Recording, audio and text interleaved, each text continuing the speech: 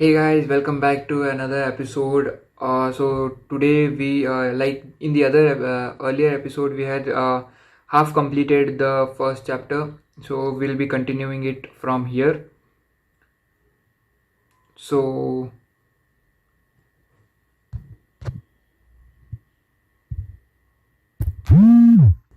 this was a practical demonstration of the words of Chaitanya, a 16th century Bengali Hindu saint. Chaitanya called the state of affairs Seto Darpana Majarnam, or clearance of the impure mind, impure mirror of the mind. Clearance of the impure mirror of the mind. The foundation of virtually all monastics tradition is removing this attractions that prevent us from focusing on what matters most, finding meaning in life by mastering physical and mental desires. Some tradition give up speaking, some give up sex, some give up worldly possessions, and some give up all three. In the ashram, we lived with just what we needed and nothing more. I experienced first hand first hand I experienced firsthand the enlightenment of letting go. When we are buried in non essential, we lose track of what is truly significant. I am not asking you to give up any of these things, but I want to help you recognize and filter out the noise of the external influences. This is how we clear the dust and see if those values truly reflect you. Guiding value are the principles that are most important to us and that we feel should guide us. Who we want to be, how we treat ourselves and others.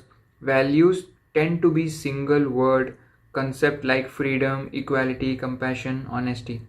That might sound rather abstract and idealistic, but values are really practical. They are a kind of ethical GPS we can use to navigate through life. If you know your values, you have directions that point you toward the people and actions and habits that are best for you. Just as when we drive through a new area, we wander aimlessly without values, we take wrong turns, we get lost, we trapped by indecisions. Values make it easier for you to surround yourself with the right people. Make tough career choices, use your time more wisely, and focus your attention where it matters. Without them, we are swept away by distractions. Okay, so the next topic over here is where values come from.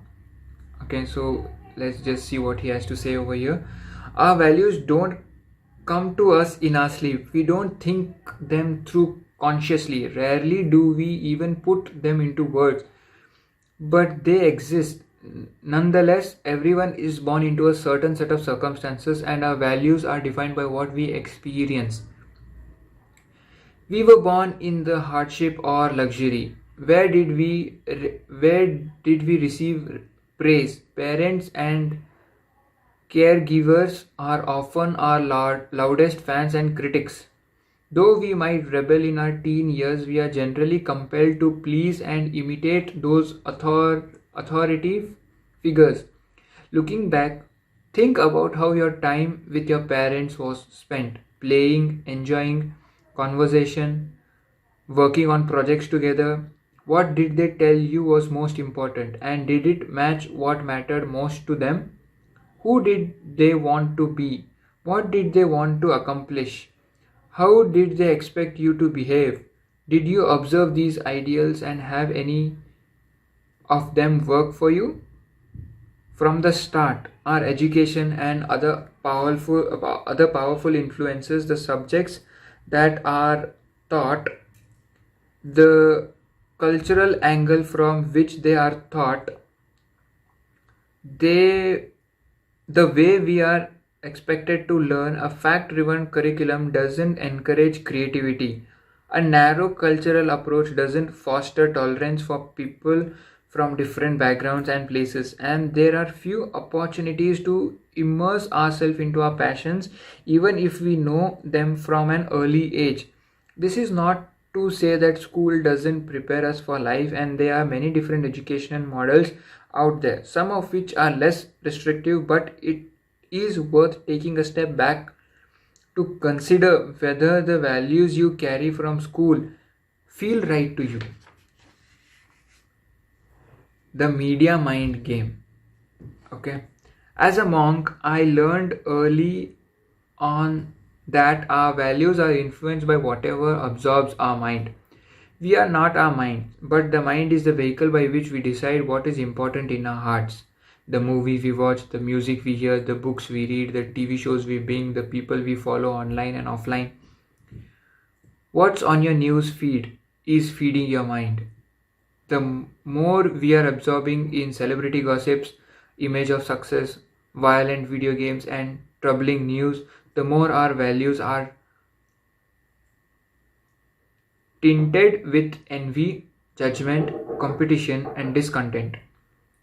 Observing and evaluating are key to think like a monk, and they being with space and stillness. For monks, the first step is filter the noise of external influences is a material letting go. I have 3 stints visiting the ashram, graduated college, then officially becoming a monk. After a couple of months of training at the Bhakti Vedanta Manor, a temple in the countryside north of London, I headed to India, arriving at the village ashram in the beginning of September 2010.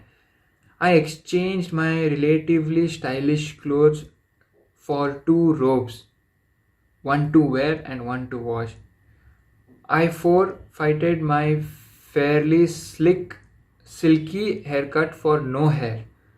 Our heads were shaved, and I was deprived of almost all opportunity to check myself out. The ashram contained no mirrors except the one I would later be shown in the storeroom, so we monks were prevented from observing over our appearance, ate a simple diet that rarely varied, slept on thin mats laid on the floor, and only music we heard was the chant and bells that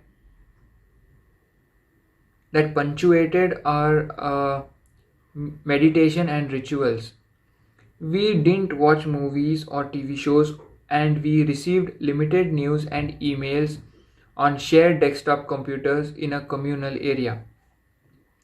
Nothing looked like nothing took the place of these distractions except space, stillness, and silence. When we tune out the opinions, expectations, and obligations of the world around us, we begin to hear ourselves. In that silence, I began to recognize the difference between outside noise and my own voice. I would clearly I would clear away the dust of others to see my core beliefs. I promise you I wouldn't ask you to shave your head and don robes, but how in the modern world can you give yourself the space, silence, and stillness to build awareness? Most of us don't sit down and think about our values. We don't like to be alone with our own thoughts.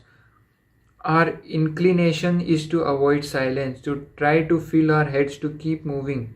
In a series of studies, researchers from the University of Virginia and Harvard asked participants to spend just 6 to 15 minutes alone in a room with no smartphone, no writing instrument, and nothing to read. The researchers then let them listen to music or use their headphones.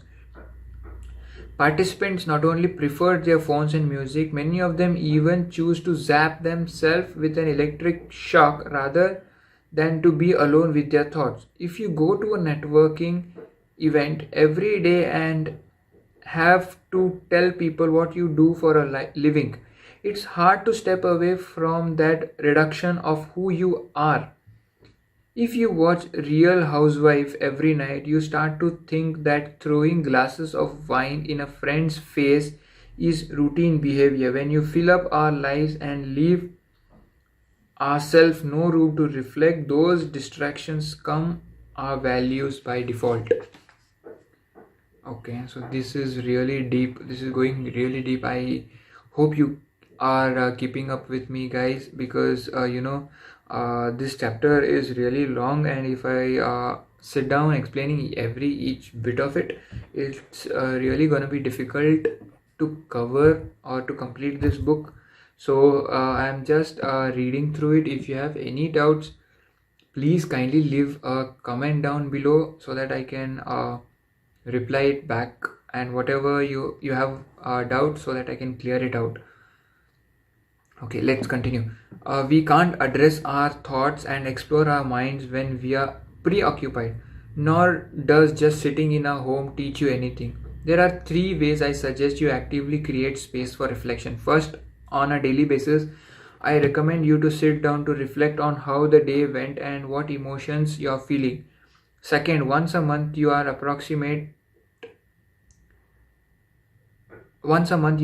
approximate the change that I found at the ashram by going some places where you have never been before to explore yourself in a different environment. This can be anything from visiting a park or a library you have never been to before to taking a trip. Finally, get involved into something that's meaningful to you, a hobby, a charity, a political cause, whatsoever it may be. Another way to create space is to take stock of how we are feeling, the space that we have, and whether those choices reflect our true values. Audit yourself always. No matter what you think your values are, your actions tell the real story. What we do with our spare time shows what we value. For instance, you might put spending time with your family at the top of your list of values, but if you spend all your free time playing golf, your action doesn't match your values and you need to do some self-examination. Time. First, let's assess how you spend the time when you're not sleeping or working.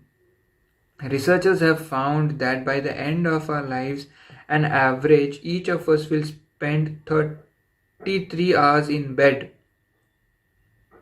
33 years, sorry, not 33 hours, 33 years in bed, 7 years of which will be spent trying to sleep, a year, and 4 months exercising, and more than 3 years on vacation. If you're a woman, you will spend 136 days getting ready. Okay, that's an interesting fact. If you're a man, this number drops to 46 days. These are just estimate of courses, but our daily choices adds up. Media. When you did your audit, no doubt a significant amount of your time was spent reading or viewing media.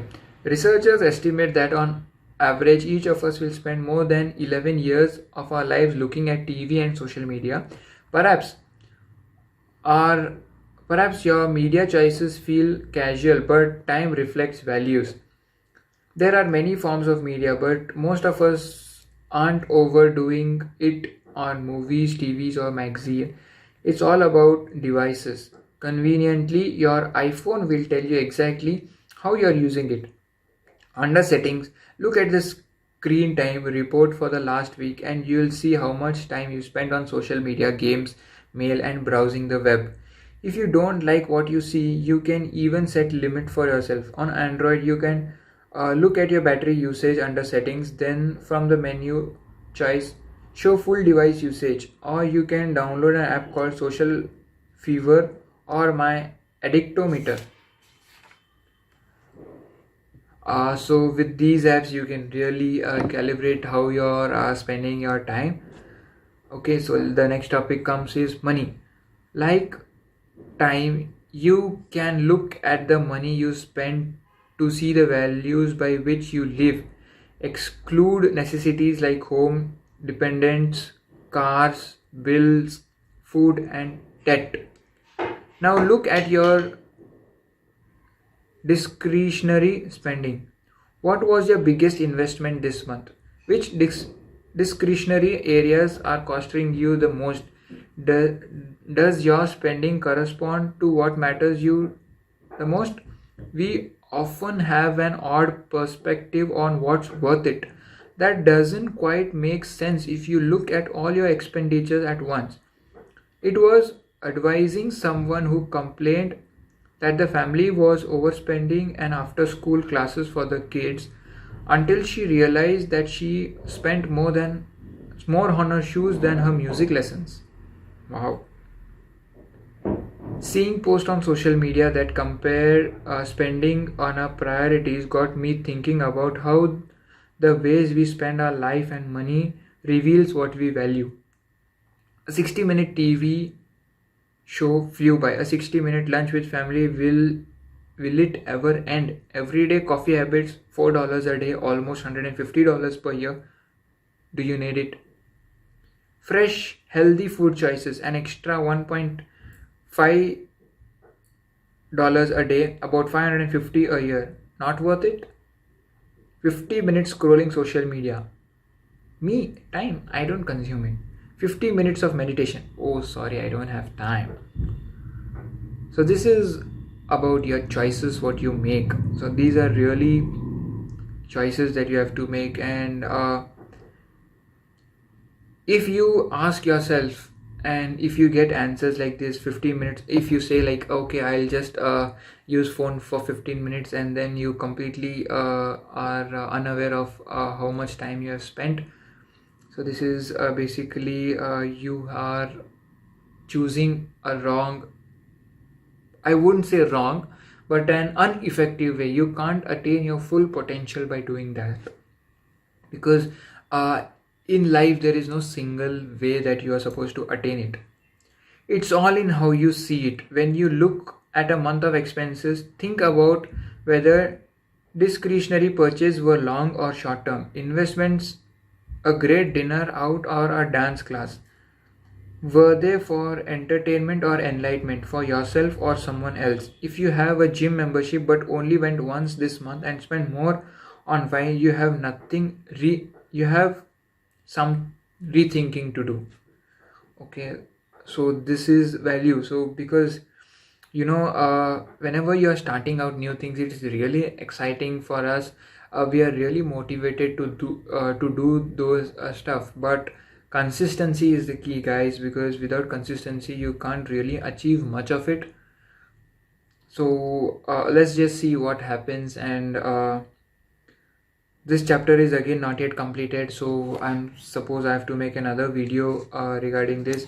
So hardly, I think there are another 6 pages left, so I'll be completing it in the next video.